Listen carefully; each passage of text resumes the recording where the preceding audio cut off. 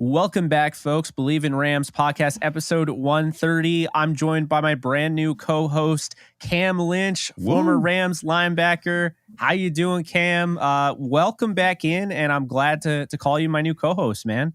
Man, it's awesome to partner up, Jake. I'm looking forward to talking Rams football. You know, it's Niners week this week, so I'm looking forward to diving into that as well. Like they say when I played for the Rams, right? When you have a divisional opponent, it counts as two, right? So it means more this week, and I'm excited to dive into it with you.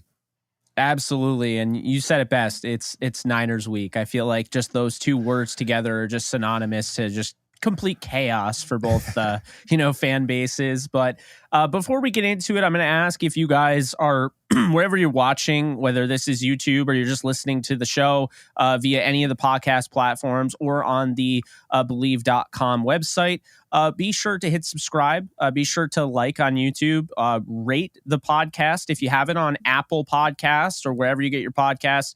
And, be sure to leave a comment. Let us know if you have any questions or anything like that. Happy to answer them next time around.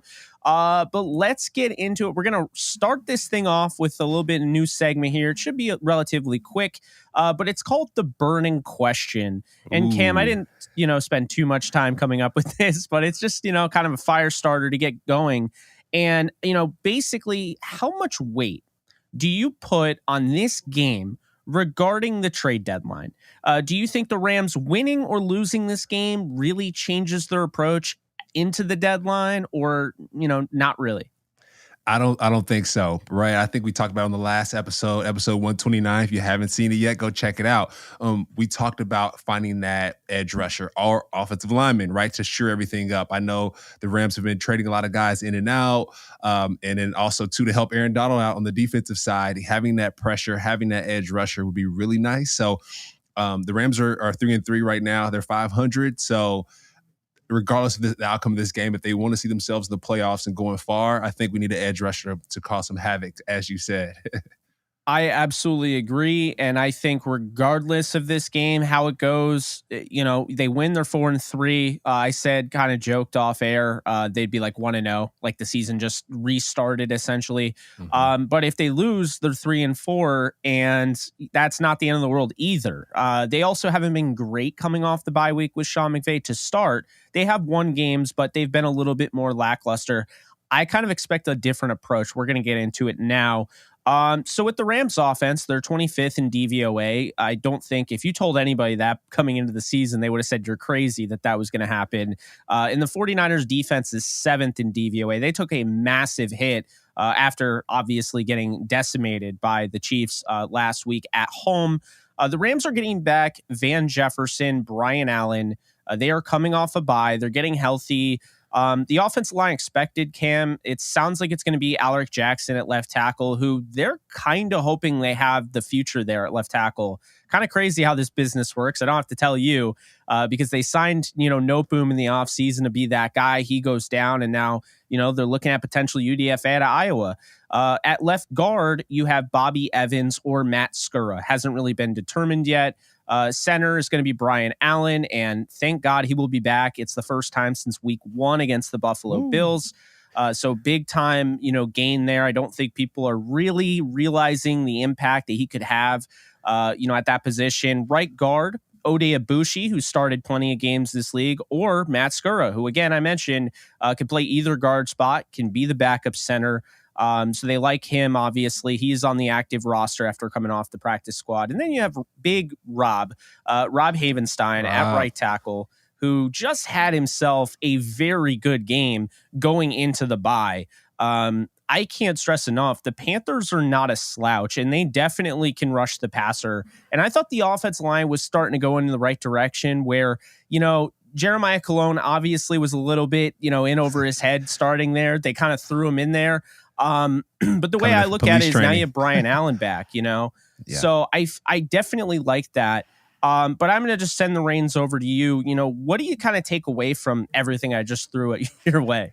Yeah. You mentioned Brian Allen having the center back. I think we talked about that, right? Like having a guy in Cologne coming off from preparing for the police academy and then going back to your starting center, that's big time. And I went back actually after our last podcast, episode 129, and I rewatched the Panthers and the Rams game, and I saw that there were a lot of offsides, delay of games, and a lot of that is because the quarterback and the center don't have that synchronization. So, with Allen coming back, I think the flags go down a little bit. The Rams get a little bit more grace when it comes to moving the ball down the field, and the offense can do a lot of better in that way. So I think we're going to see a lot of things amp up, and they're going to need that center. They're going to need their starting center. The reason why is because the 49ers defense is top in the league, right? I know they played the Chiefs last week and got demolished a little bit, but regardless, they have a great defense, and having your starting center back is going to help out a lot, especially with those flags and offsides.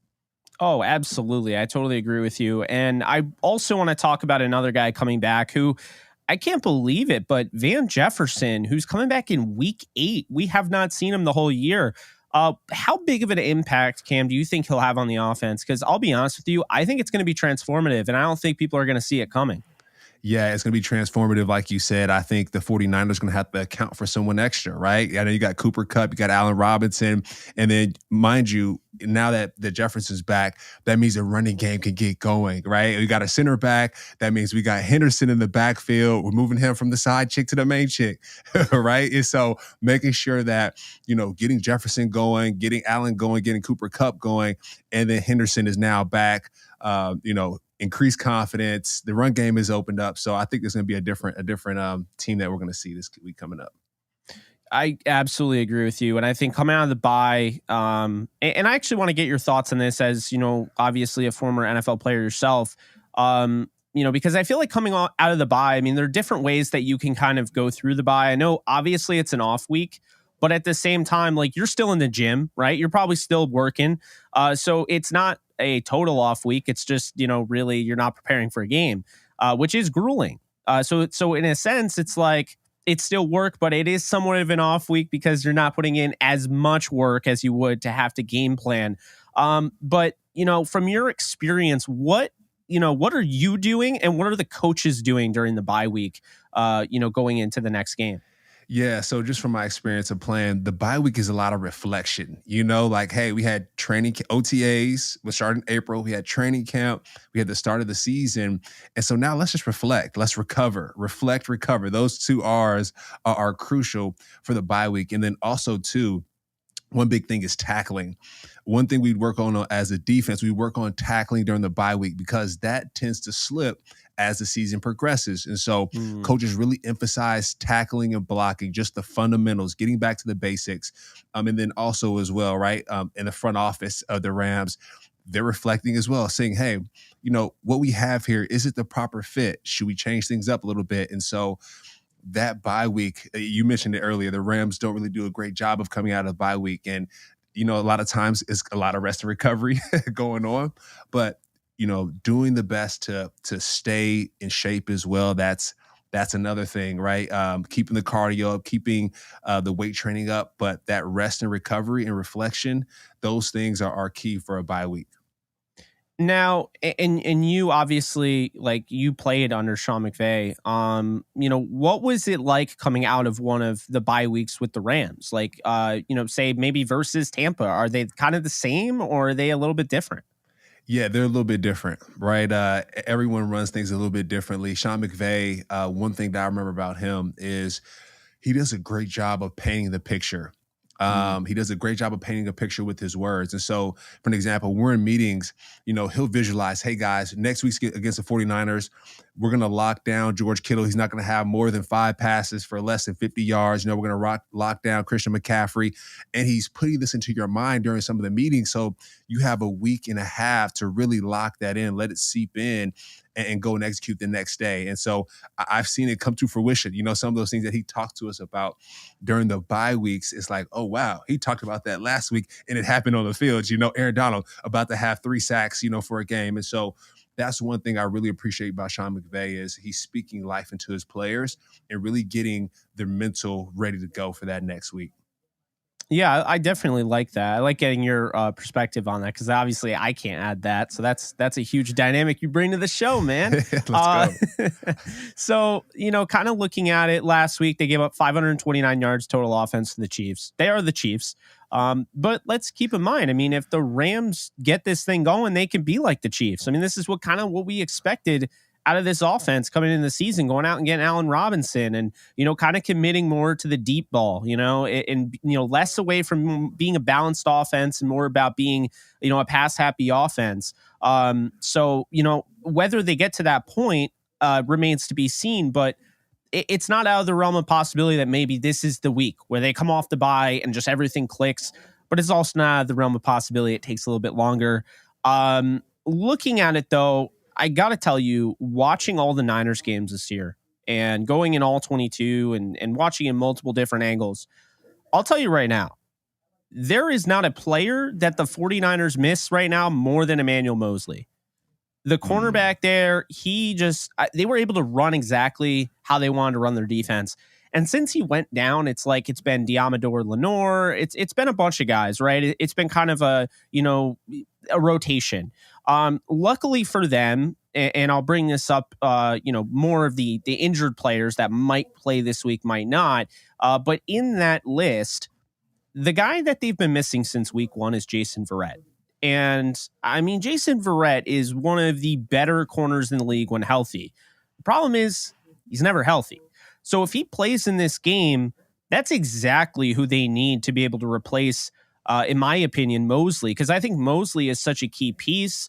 Charvarius Ward is a good player, but you kind of saw what happens when it's just Charvarius Ward and everyone else is kind of not really holding their own. So, it just kind of goes to show you, I mean, you lose a certain player and I mean, you have to be able to adapt. And, I would liken this almost to, you kind of look last week and just the weeks prior with the Rams and you're like, man, it really just shows you the appreciation that you have to have for a guy like Raheem Morris and Coach Cooley in the secondary. The fact that secondary really hasn't missed a beat, despite the fact they lost Troy Hill, they lost Jacoby Durant, they lost David Long, they lost Jordan Fuller. There's been a lot of injuries, and we're going to obviously get to those, the Rams side of things. But I just want to ask you, how big is it for the 49ers, at least in your mind?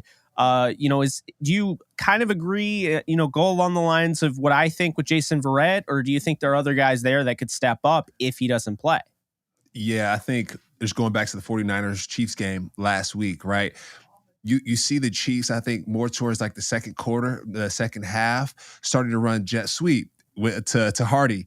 And so Hardy scored a touchdown on one of those plays, had a couple explosives on some of those jet sweeps. And then you go back to the Rams in the Panthers game. When the run game wasn't working, what did they do? Start running more jet sweeps. And so the reason why that the Chiefs are so successful is the corner position, right? Having a stout corner out there to really anchor the edges. And you're going to hear me say that a lot, anchor, when it comes to the line of scrimmage. And so really anchor the edges of the defense, and a more veteran cornerback, your best cornerback is going to be the best at anchoring a defense. One thing that defensive coordinators always look for is if corners can tackle. And jet sweeps are the best way to figure that out, because a lot of times you're having pullers, you're having different people coming around to block screens or whatever that is. And so, with the cornerback situation being dire, for the 49ers, I think the Rams need to take advantage of that. And so, we'll see what they dial up this week when it comes to getting the ball on the perimeter and attacking those edges. We definitely will. Diamador Lenore, I have it right in front of me, is 100 out of 110 corners per PFF. Ooh. So that's somebody that, now you have Van back. You have the invaluable experience you had with Ben Skoranek, getting him that playing time. You have Cooper Kupp. You have Allen Robinson. I mean, just saying, there's definitely some holes in this defense that you could exploit on Sunday. So with that said, before we go into the Rams defense versus the 49ers offense, just want to throw out that Dre Greenlaw, Samson Ebukam, Arik Armstead, and potentially Jason Verrett are all up in the air. They're injured. They're up in the air.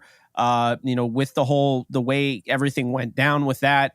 We'll talk about on the other side. They also have some injuries on the offense. They already ruled out Kyle Juszczyk, a guy that you mentioned last show. Kind of that's how, Sean McVay has been using Ben Skoranek. So let's dive into the Rams defense versus the 49ers defense here. The Rams defense, surprisingly, people wouldn't realize, but they're 8th in DVOA, and against the run, they're 2nd in defensive DVOA. 49ers offense, 17th. A lot has been kind of thrown at Kyle Shanahan. I'm very active on Twitter, and 49ers fans do not love me. I'll just say that. It'd be like that. Yeah, it is like that, really. But the 49ers fans, I've started to notice, are, I don't want to say turning on Kyle Shanahan. But you're starting to see, like, all right, if they were to lose this game, like, people are going to be coming for his head. So this is important because this is an offensive mind. It's just like, it's weird, Cam. We're in week 8, and the weaknesses of these two teams are the offenses. Kyle Shanahan and Sean McVay, offensive gurus, and like their offensive units are the weaknesses of their teams. That is surprising. The Rams are last in the league in quarterback pressures. It goes back to where we've been talking about the edge. They simply put, they need edge pressure. I do think, and I've had some pushbacks from some audience, and I will say, I do think I get their point. It is somewhat scheme based. It's somewhat game plan based. Teams are trying to get the ball out quickly because number 99 will wreck a game plan. Yeah. But it's not just that, because I'll tell you right now, only Aaron Donald is in the top 70. I said top 70. I didn't need to go that far, but I decided to go that far. Top 70 in defensive line and edge win rate. Top 70. Everyone else is below 70 on the roster. What I got to give props to my guy, Justin Hollins. He is not the pass rusher that, maybe you look for. He's not Von Miller, but I can't let it go because obviously how important it is to set the edge. And what he has done this year, he is top 10 in run defense this year. So he has been outstanding against the run, and he is important. So I'm not going to sit here and say this guy is incapable of playing just because he can't rush the passer. I think far too often we hear the term edge rusher and not edge defender. And you got to be able to play both. That's the thing that makes Justin Hollins such a key piece, is that he can play both. He's just not a great pass rusher. He is a great run defender. He's not a great pass rusher. Von Miller was fantastic at both of them. Leonard Floyd was more of a run defender than a pass rusher coming out of Georgia. So the way I see it now is obviously they got to get things going when it comes to everything going on with Leonard Floyd, and I think what I saw actually is Jordan Rodriguez had mentioned Leonard Floyd. At some point, the Rams actually thought they might lose him for the year early on in the season. So he's playing with a knee injury that essentially they thought they would lose him the whole year. So, I mean, you got to keep that in mind. But at the same time, Cam, they need more pressure. I don't think I have to tell you that anymore. You already know, but they need more pressure, man. Yeah, and what they did a good job of, it was cool to see Jalen Ramsey, against the Panthers, get his sack. I saw he got fined actually for that sack. He's like 6'3", 6'2", and quarterback he was tackling was about maybe 5'10", if give him that. Yeah. So yeah, so like to see the DB pressures, that's good, right? And I think we talked about it beforehand that the Rams pretty much run that nickel package, and so bringing more DBs on blitzes, more linebackers on blitzes to increase those pressures, I think would be a great move. And I'm excited to see Troy Hill. I think we talked about it earlier. Troy Hill is back, so maybe Troy Hill can get him some sacks as well. Yeah, I think they got to keep doing that. I mean, it's kind of thrown them off, right? I mean, they get one on Cooper Rush, and it's like, hey, I mean, if we're not getting pressure, there's not a guy on the sideline we can just take off the sideline who's automatically going to get pressure that we're not getting with the starters. So, I mean, at that point, it kind of, it tips your hand a little bit, and you're like, all right, well, maybe I do have to get Jalen Ramsey going and have him rushing the passer and doing whatever I can. I remember when Greg Williams was with the Rams, defensive coordinator, he blitzed so much to the point where fans were like, all right, dude, you got to calm down with that. Wade Phillips blitzed a lot, Yep. So I think the Rams, if I'm not mistaken, Cam, I saw today they're second in blitzes this year. That is Raheem Morris recognizing he's not getting enough pressure from, a regular four-man rush and trying to alleviate the pain and trying to go after the quarterback and trying to make things easier on his defense. And I appreciate that. I think he's done a stellar job. I do not think he'll be back next year. I think he's going to be a head coach. I think he's way too good. And all things considered, Cam, they're last in the league in pressures and they're 8th in DVOA. They're second against the run. And they have to do that against the 49ers. They only let up 17 points against the Niners in the last game that we saw. Getting Troy Hill back, Jacoby Durant, potentially Bobby Brown, I think is a huge plus. I want to ask you, what are your thoughts? So, because obviously Donald is just irreplaceable. He's great, all that. Greg Gaines was dealing with a little bit of an injury, so I got to give a shout out to my man, fellow UDFA, in your own right. Cincinnati's Marquise Copeland. I think he's been playing some fantastic football, and he did actually get about 24 snaps in that game. Gaines was kind of, dealing with a shoulder, but I'm kind of excited we'll see if they actually use him.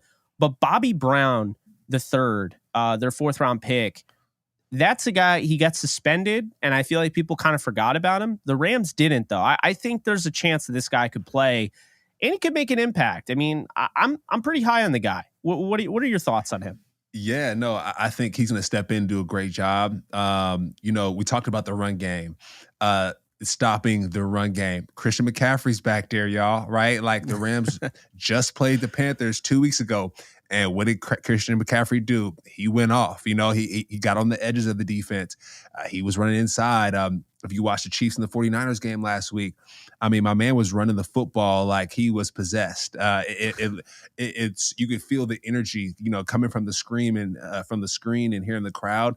They have a good set of running backs at the 49ers. So what you want Brown to do is to come in, plug up some of those holes, right? Him and Aaron Donald anchoring that defensive line, that's going to be crucial, especially it's 49ers week, right? So like I said before, man, we used to play, our coach used to tell us, hey, add a double chin strap because it's 49ers week, divisional game. Christian McCaffrey's coming back in the house. So they're probably watching the film like, hey, guys, he's with the Panthers that week. He's with the 49ers this week. We can't let the same thing happen again. So stopping that run game is going to be crucial, and I think Brown can step in and help with that. Yeah, I think he can definitely help. I think you got Copeland, Ashawn. Again, you want to see more pressure, right? Because Jimmy Garoppolo, one thing that he struggles with is when you start throwing guys in his face and you rush him. He's not going to be able to sit there. I just saw a video. My friend Alex Rollins on YouTube put it out. It was such a great video. He basically broke it down. And he's like, Jimmy Garoppolo is just a guy that continues to throw over the middle, and no one can stop it. Yep. No one can stop it. Regardless, you can literally, every single time, he's trying to throw the middle, like the quick, slant over the middle. Yep. And no one can stop it. It's that anticipation. I honestly got to give him some props. Because while, people dog on him, and I've dogged on him too, because I thought getting Trey Lance was genius by them. I thought it was really preparing for the future, and it gave him an extra, an extra wrinkle in the offense, I think, to really attack teams. But Garoppolo is so good in the short and intermediate game. And Kyle Shanahan, as we saw in the Super Bowl, he tries not to force him to go deep down the field. Because, he overthrew a huge touchdown against the Chiefs. But, I mean, this is somebody, if you keep him in the short and intermediate game, you get the ball out quickly, and he's got a really quick release. For a guy that was on the same team as Tom Brady, it kind of looks like he has, like, Tom Brady's release, Yeah. So, I mean, it's one of those things where, like, it's coming, but the way the 49ers are built is to kill the Rams. We could get into all we want. I talk about it. I kind of joke about it. Like, Kyle Shanahan has 2 winning seasons in his career as the head coach. He has a losing record despite winning 7 straight against the Rams. The reason for that is because they are built to beat the Rams and nobody else on the level of the Rams. Because the thing that the Rams have struggled with, even though this defense has been stellar, and I think you know what I'm going to say, it's tackling and giving up the big explosive play on the short pass or the short run and turning into a big run. And we've seen that in like every game. There's been like an explosive play for no reason. It's like simple tackling that like they should, they'll make 95% of the time during the game. And just that one play or whatever, it's just all hell breaks loose. The way Kyle Shanahan and, obviously John Lynch have built this team and this offense is to break tackles, slip tackles, and make yards after the catch. Deebo is built like a running back. Yep. Brandon Ayuk is built like a running back. They got George Kittle. Now they got Christian McCaffrey. So they literally have it all for what they want to do. And it goes back to what you were saying with the bye week. Like, they just got to tackle, man. I'll be honest with you. It's as simple as that. If they tackle the way they do the whole game and, they don't give up those explosive plays. I read something funny, like it was a tweet by one of the Niners fans. He's like, man, we are such a predictable team. We play good defense. We go on offense. We have Jimmy Garoppolo who throws the short and intermediate game. And basically the whole time is just about getting the ball out quickly, not forcing Jimmy to make mistakes. And if somebody forces Jimmy to make mistakes, we're screwed. But if they don't, then basically Jimmy gets the ball out quickly, and we need somebody to actually be able to make a couple men miss. And it like all comes down to the explosive plays on the short passing attack. And it's like, if we don't get that, and this is from the tweet, if we don't get that, then we just lose. And I was like, he just cracked the code. that is literally the Niners. They will not win the game if they can't get that formula, that same recipe. And so the Rams can't allow that. But what are your thoughts? Yeah. I think with the Niners, you talk about the short and intermediate passes. That reminds me almost like death by 1,000 cuts, right? Oh. It's like that 3-yard pass, 5-yard pass, first down. And then like as it accumulates over time, it's like, wow, the 49ers have so many yards in passing or whatever that is. And then you add in Christian McCaffrey, out route, angle route. I mean, there's so many short intermediate routes that he can run opposite of the Kittle. There's so many options that they can go with. So death by 1,000 cuts. I think, like you said, the goal this week, tackle. Stop the run and tackle, cause pressure. That's on the defensive side. Offensive side, protect the football, right? Protect the football. Get Henderson going. Your main chick, get Henderson running that football really well. And then you have some weapons on the outside, but protect the football. And on the defensive side, tackle. And I think we're going to see the Rams. We're going to see a new Rams come out from this bye week if they can get those things done. I agree with that, Cam. I will say Deebo and Juwan Jennings did not practice. And then I saw Juwan Jennings. I don't know if I saw Deebo, but I saw Juwan Jennings didn't practice. We're recording this on Thursday. He didn't practice on Thursday. Juszczyk is already out from how it sounds because he had to get thumb surgery. The offense is now, I think, really, if Deebo doesn't play, then Christian McCaffrey goes from being a luxury and kind of like, now he's the X factor to he is it, right? Mm-hmm. They need him, they need Kittle, and they need Brandon Ayuk to get going. And I would be doing a disservice if I didn't mention the Rams have shut down tight ends like nobody in the league.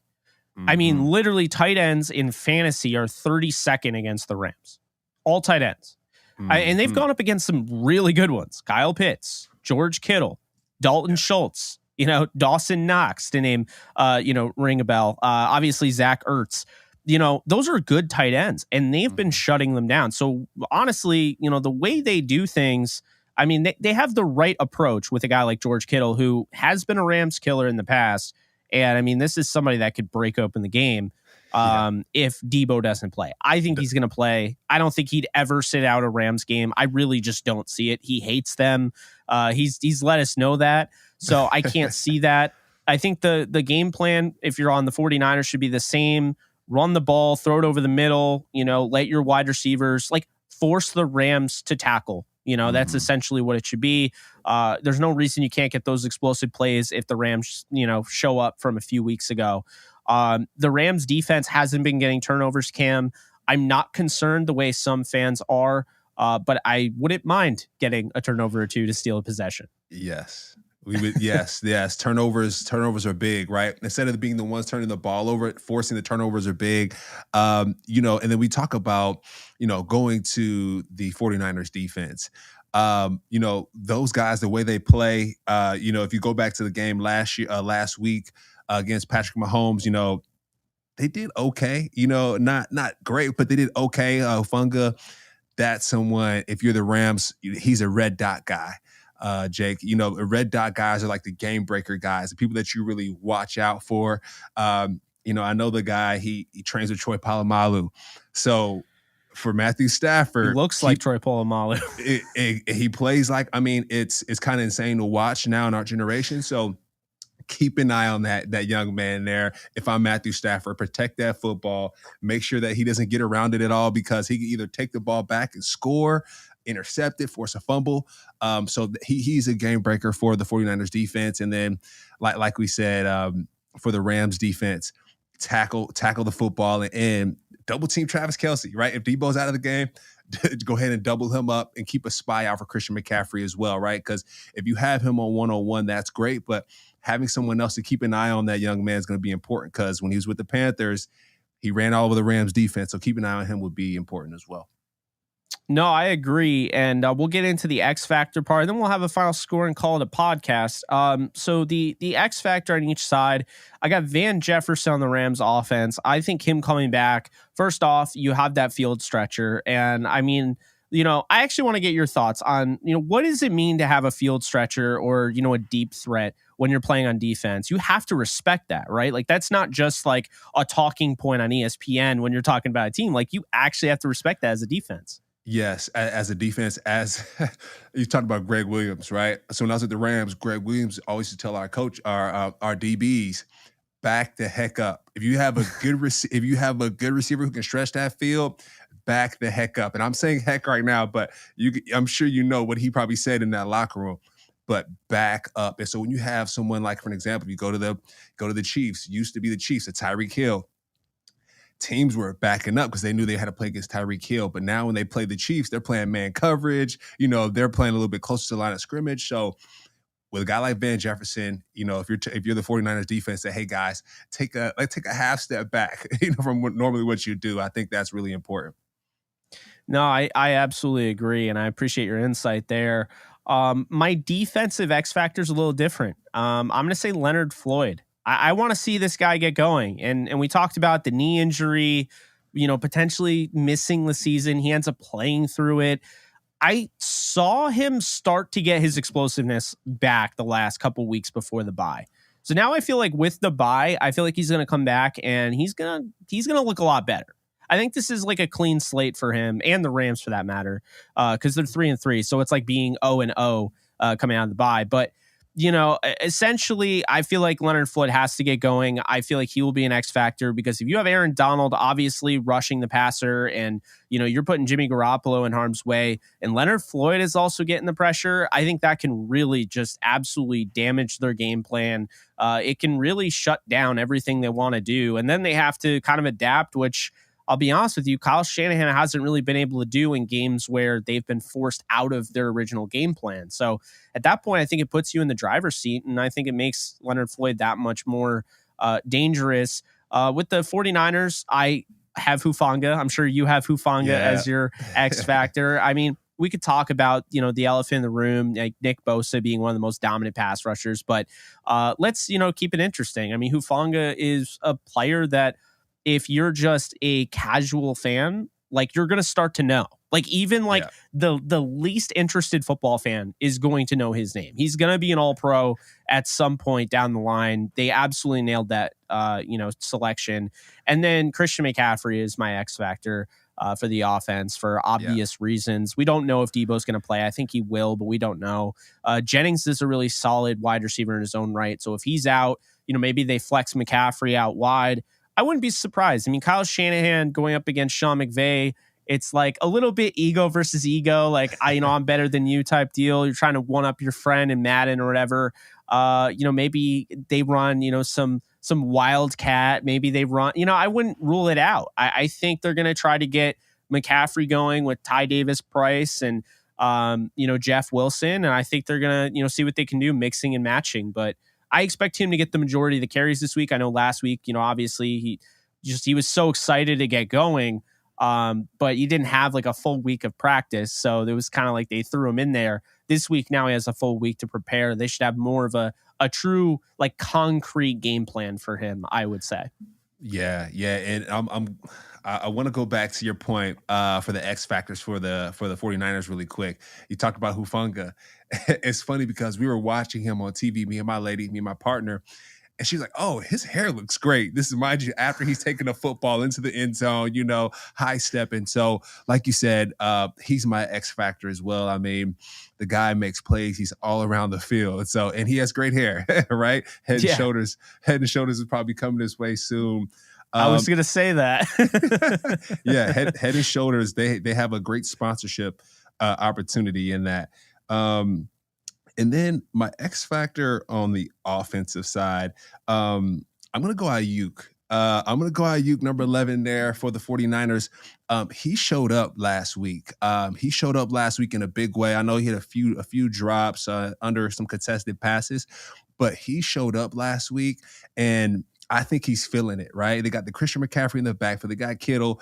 I think he's feeling it. So I'm going to say he's going to be my X factor for the 49ers offense. Any thoughts on that before I go to the Rams? I like that. I mean, I want to see it from a football fan perspective, right? This is the Rams hat off, right? I want to see Brandon Ayuk show that he's a first-round talent because I have not seen that yet. I have not seen him ascend as a first-round guy. He's had a couple 100-yard games, but as a first-round guy, you've seen Jamar Chase, you've seen all sorts of guys doing what they're doing. I need to see more out of him. So, yeah, I think he needs to be an X factor. I think he needs to step up for the 49ers. Yeah. And, for the Rams fans out there, right? I mean, we show love to the 49ers as well, right? Give a fair assessment. But if you're a Rams fan, the people that we just talked about, those are the folks that the Rams defense, they need to lock down, right? And then I'm going to go on the Rams side. I'm going to go for the Rams offense. I'm going to go Henderson, right? I know last week we were like, hey, he was treated as a side chick. Let's make him a main chick. Keep him. I'm going to call him Mr. Consistency. At the end of the day, he's super consistent. So let's make sure that that he gets the ball out of the backfield. He's getting passes. And like you said, his pass blocking last week, his pass blocking is excellent. And so making sure that we're utilizing him in every way possible. And then on the defensive side, I'm going to go my guy, Troy Hill. I mean, getting him back, you'll see how many tackles this guy makes in a game. I mean, I feel like every time I'm watching the game, I might be a little biased because I came in with Troy Hill to the Rams, but his name is being called a lot. I don't know if that's a good thing, right? If a defensive back is making a lot of tackles because the ball is kind of behind the line of scrimmage, but Troy Hill is a playmaker. He's an undrafted guy. And so to see him excel in the league has been a true treat. So I'm going to call him as our X factor for the Rams defense and Henderson for our offense. Well, I love both of those players, and I was actually very elated when the Rams went out and they reacquired Troy Hill because it sounded like he didn't really want to go to the Browns. Like it wasn't really the money. It was like he was really on the fence. And, he was able to kind of rectify that. The Browns gave him an opportunity to go back home or not actually. He's actually from Cleveland. But, go back to LA and, he fit in so naturally. And this coaching staff loves him. He had a pick against Josh Allen. It was a beautiful interception. And this is somebody that gives you that pick six, the danger. You throw anywhere near him and you're like, this guy had a few, huge plays in 2020. Especially I remember one against Seattle where he took it to the house. So, at all times, I mean, and I think with him back, it makes Ramsey better and it gives him more room to kind of roam a little bit. They've kind of had to keep him, how they use Jalen Ramsey. They haven't been able to really use him as like the star with all those guys out. So I think Troy Hill kind of changes the game there. So the way I have it for the final score projection, as we wrap this thing up, I have 27-24 Rams. I know it sounds like, okay, you're just picking the Rams, whatever. I really do think they're going to win this game, Cam. I don't think this isn't like me being a homer. They're the more talented team. It's just a matter, are they going to be able to withstand the fact that this team that they're going up against is just clearly built to beat them, right? All the weaknesses are there. Well, you got to transcend that. And I look at the Rams, and they almost beat this Niners team. They were in that game. They had every opportunity. They still threw for like 300 yards with Stafford, despite the fact that, I mean, let's be honest here, they had a really hard time, getting the ball out and everything with the offensive line. Stafford got sacked 8 times. So the way I see it is this. The Rams offense has not shown us what we expect, and they still were in that game. So if the Rams defense comes out of the bye, the one that we saw before the bye, then they're going to be in this game. That's the first thing. And the second thing is, if the Rams offense is any better than we saw coming into the bye, Rams are going to win this football game. I think they're going to be a lot better. And I think you're going to see more of a diversified approach. I bet you anything during the bye, Stafford went through the tape and he's like, you know what? I have been kind of leaning too much on Cooper Kupp. Let's see if I can kind of diversify, the targets and spread it out. And I think the main reason he's going to be able to do that is because Van Jefferson is going to open up the offense, open up the car door, and they're just going to, slide right into, the driver's seat. They're going to step on the gas and they're going to win this game. Yep. I like that. I like that a lot. So your prediction was that I'm gonna go 21-24 Rams. Of course, win by 3. And like you mentioned it, the Rams after this bye week, they have a time to reflect, right? Protect the football, run the football, right? Tackle. So I think we're gonna see a lot of those things this weekend coming up. And another thing too, I think if the Rams protect the ball and don't allow the 49ers defense to get the best of them, and the Rams defense causes pressure on the 49ers offense and Jimmy G, like you said, I think we'll get the W. I think the win's going to be determined also off of flags and penalties, right? Having this new center in, the old center in, I think we're going to cut down on that for the Rams side. And then also, too, like I talked about, turnovers as well. Making sure that we're forcing turnovers for the Rams defense and not turning the ball over. I think those are some of the keys to victory here. I agree with you. And one final thing I'll ask you. I don't know what your longest, how long, when you were playing, it took to get to the bye week. But at what point, Cam, does it start to like weigh on you? Like, hey, we need a bye. Like, I need a bye. Like, is it week 8 or is it a little bit later? Yeah, I think the Rams had a perfect bye. I think I do too.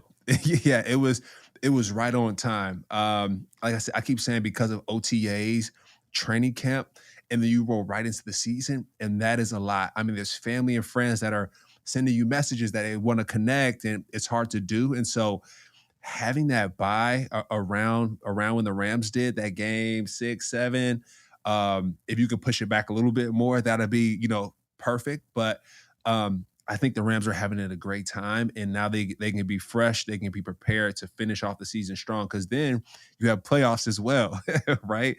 So I think they have it at a perfect time. Yeah, I agree with you. I remember the Niners had the bye one year at like week 4, and I kept saying it was like that's going to kill them, and then at the end of the day, they ended up going to the Super Bowl. So maybe it's not that big of a deal, but hey, it's been an absolute pleasure, guys. Thank you so much for tuning in to episode 130. This has been our Rams and 49ers Week 8 preview. Be sure to subscribe on all platforms wherever you get your podcasts, on YouTube. Go check out the Bleav.com. Network, and be sure to leave us a review, preferably 5 stars. Yeah, let us know. Come chat with us. All right, so that's going to do it. I'm Jake Ellenbogen. He is Cameron Lynch, and you have watched the Bleav in Rams podcast. Take care, folks. Later.